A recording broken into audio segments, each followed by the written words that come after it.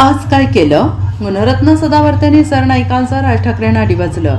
1 मे 2026 म्हणजेच महाराष्ट्र दिनापासून मुंबईतील ऑटो रिक्षा चालकांना मराठी भाषा अनिवार्य करण्याचा निर्णय लागू होणार होता. मात्र आता हा निर्णय तात्काळ लागू होणार नाही. सूत्रांनी दिलेल्या माहितीनुसार रिक्षा चालकांना मराठी भाषा शिकण्यासाठी आणि आवश्यक तयारी करण्यासाठी 15 ऑगस्टपर्यंत वेळ देण्यात आला आहे. म्हणजेच 15 ऑगस्टपर्यंत कोणत्याही प्रकारची कठोर कारवाई केली जाणार नाही. अशातच आता या संपूर्ण प्रकारावर ज्येष्ठ वकील गुणरत्न सदावर्ते यांनी यावर भाष्य केलं आहे. सदावर्ते यांनी परिवहन मंत्री प्रताप सरनाईक आणि राज ठाकरेंना डिवचलं आहे.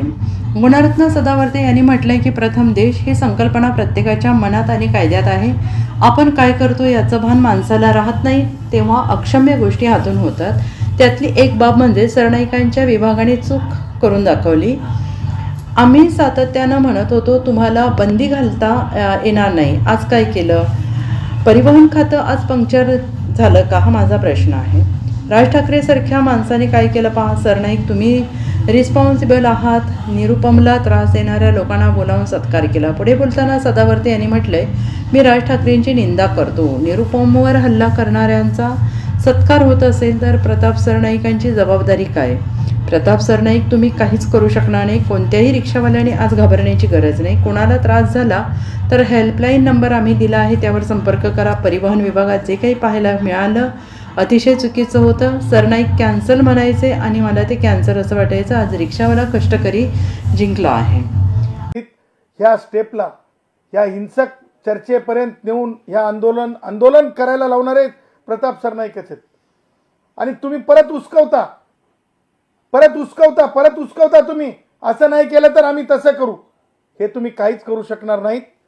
आणि म्हणून प्रताप सरनाईकांनी आज ज्या प्रकारे सांगितलं आज का कल का 6 महीने के बाद या 4 महीने के बाद 3 महीने के बाद असं कायद्यात नसल्यामुळं कोई भी रिक्शे वाले भाई ने आप डरने की ज़रूरत नहीं है, घबराने की ज़रूरत नहीं है. बिल्कुल अपनी प्रतिष्ठा के साथ रिक्शा चलाए.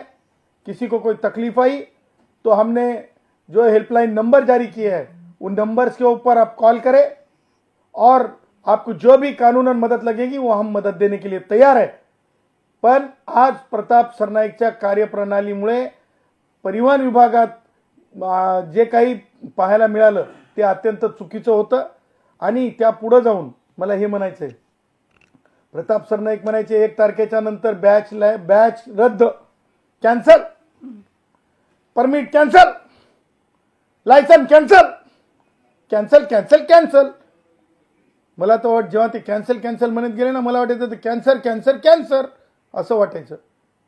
कारण वैचारिकदृष्ट्या हे त्यांना बोलणं कितपत योग्य वाटायचं मला माहिती नाही. परंतु कायदेशीरदृष्ट्या वैचारिकदृष्ट्या ज्या गोष्टी त्यांनी समजून घ्यायला पाहिजेत अधिकाऱ्यांना माहिती होत्या. कारण लायसन्स कसं काय तुम्ही कॅन्सल करणार? त्याला एक प्रोसेस आहे, एक पद्धत आहे. समजा एखाद्या व्यक्तीनं लायसन्स घेऊन गाडी चालवली, सिग्नल तोडल्याबरोबर लायसन्स कॅन्सल होते का? कायद्यामध्ये लायसन्स देताना कार्यालयात बोलवलं जातंय. कायद्यामध्ये चौकशी करण्यासाठी मेमो दिला जातो आणि कार्यालयात बोलवलं जातंय. कार्यालयात बोलवल्याच्या नंतर त्या माणसाला आपलं मत मांडण्याची संधी असते. त्या माणसानं मत मांडून जर मी गुन्हा केला नाही म्हणलं तर ते कोर्टामध्ये प्रकरण पाठवावं लागत असतंय. त्याला विहित पद्धत म्हणतात. परिवहन विभागाकडे जर ती पद्धत नसेल तर ती पद्धत कशातून येते? जनरल कॉजेसमधून येते. आणि जनरल कॉजेसमधून ती कुठे जाते? Departmental inquiry act. हे ॲक्ट तर प्रताप सरनाईकांनी कधी ऐकलाय की नाही की? कारण मला माहिती आहे त्यांना DC रेग्युलेशन चांगले माहीत असतील. हे कुठून माहीत राहील त्यांना? ह्या सगळ्या कायद्यांमुळे नंतर मग कारवाई आणि ते 3 लेयर ज्युडिशरी. एक अगर से बैच कैंसिल होता है तो 3 खीमों में हमें जो है उसको अपील करने के लिए हमें जो है इजाजत है. कोई ने कह दिया तो बैच कैंसिल नहीं होता, डंके की चोट पे बोल रहे हैं. कोई ने कह दिया तो लाइसेंस कैंसिल नहीं होता, डंके की चोट पे बोल रहे हैं. और परमिट के लिए तो भाषा की जरूरत ही नहीं है. और ज्या मुख्यांना बोलता येत नाही त्यांना काम करण्याची संधी नाही का? त्यांची भाषा भारतीय संविधानाची भाषा आहे हे लक्षात ठेवावं आणि येणाऱ्या काळामध्ये अशा प्रकारचे पुनरावृत्ती होऊ नये याची काळजी घ्यावी. आम्हाला माहिती आहे प्रताप सरनाईक 1 तारखेपासून कोणतीच बंदी लावणार नाहीत. हे आता आजच्या त्यांच्या बॉडी लँग्वेज आणि त्यांच्या बोलण्यावरून दिसून आलेलं आहे. आणि रिक्षेवाला कष्टकरी जिंकलेला आहे. Bureau report SBN Marathi, Mumbai.